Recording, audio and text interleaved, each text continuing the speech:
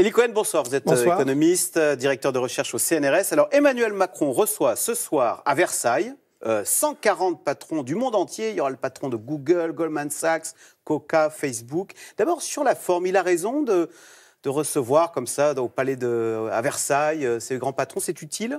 Oui, bien sûr, c'est une opération de communication et puis ça permet de montrer à la fois le meilleur de la France du passé et le meilleur de la France du futur, puisqu'au fond, il s'agit de réconcilier les faces de Versailles avec la nation start-up. Donc, compte tenu de tout ce qu'il y avait eu comme French bashing au cours des dernières années, le fait de solenniser ce retour de la France au cœur de l'aventure industrielle moderne, incarné par Macron et le French Tech, c'est plutôt une bonne chose. Mais c'est curieux d'ailleurs comme les choses changent vite. Écoutez, il y a 2 ans, la France c'était le pays repoussoir, l'enfer fiscal. Et là, c'est devenu the place to be, en anglais presque on parle, pour se lancer dans le business. Oui, mais c'est pour ça qu'il faut regarder les chiffres.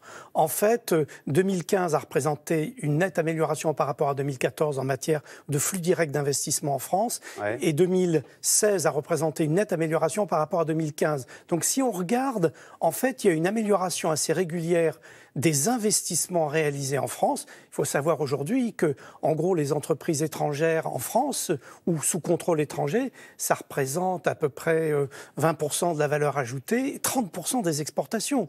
Donc c'est une place très significative et la dernière année a vu une progression très rapide. La France attire un certain type d'investissement en France. Et encore, Toyota, ce matin, Absolument. 300 millions dans l'usine de Valenciennes. Absolument. Il n'empêche, Elie Cohen, quand on regarde des chiffres du commerce extérieur, on a une toute autre histoire. On a un déficit record de notre balance commerciale, 63 milliards. Il y avait des chiffres de Rexecode la semaine dernière qui montraient que la France ne cessait de perdre des parts de marché en Europe. On était à 17% dans la zone euro, on est passé sous les 13%. Il y a une réalité beaucoup moins glorieuse du Made in France. Alors, il faut dire 2 choses. D'abord, effectivement, en matière de flux direct d'investissement, la France est un pays qui exporte beaucoup de capitaux et qui en reçoit beaucoup. Et il faut noter aussi que la France devient attractive sur 2 points qu'on ne signale pas assez. C'est que la France devient très attractive pour la localisation des laboratoires de recherche. Ça, c'est l'effet CIR. C'est Crédit impôt recherche. Crédit impôt recherche. Et la France devient également une plateforme logistique de réexport. Et ça aussi, c'est un élément important. Donc, ces 2 éléments expliquent un peu l'évolution récente. Alors, en matière de commerce extérieur, là, on touche au noyau dur des faiblesses françaises, et du côté des importations, et du côté des exportations. Lorsqu'on a une reprise de la demande en France, c'est d'abord les importations qui en profitent. Ça veut dire que notre système productif n'est pas capable de répondre à la demande. Mais alors, qu'est-ce qu'on importe et qu'on n'est pas capable de fabriquer en France ? On importe tout. Par exemple, en matière de biens de consommation, on importe à peu près tout. En matière de biens d'équipement, on importe des machines-outils d'Allemagne, de Suisse et d'ailleurs. On importe également des biens intermédiaires. Et d'ailleurs, ce qui est intéressant, c'est que dans la reprise actuelle de l'investissement, on voit tout de suite l'effet sur les biens d'équipement. Donc, on a un problème. Quand la demande progresse, on importe plus. Et d'autre part, en matière d'exportation, nous avons un vrai problème.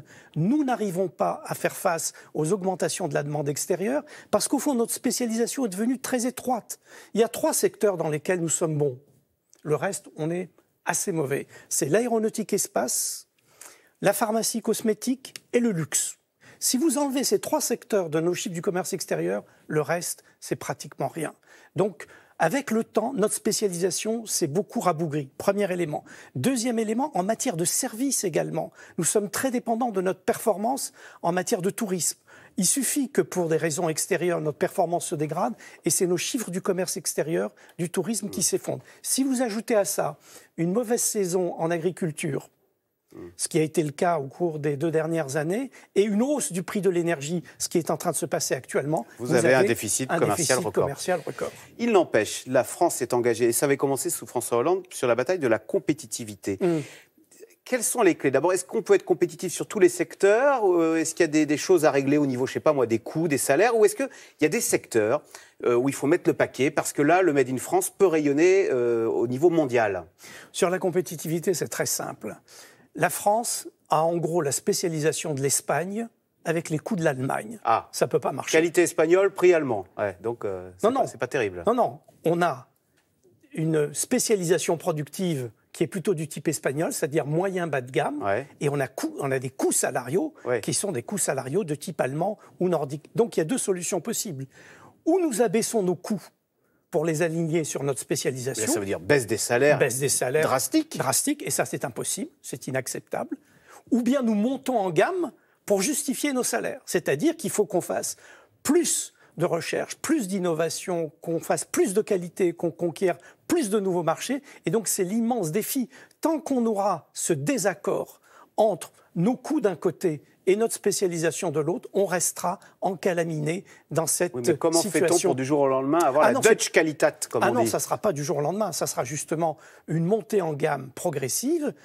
Il n'y a rien qui justifie qu'on ait moins investi, que les entreprises aient relativement moins investi dans la R&D, dans l'innovation au cours des dernières années que leurs voisins allemands ou anglais ou autres. Donc il y a un vrai effort à faire dans le numérique, dans la R&D, l'innovation. L'État essaye d'encourager ce mouvement.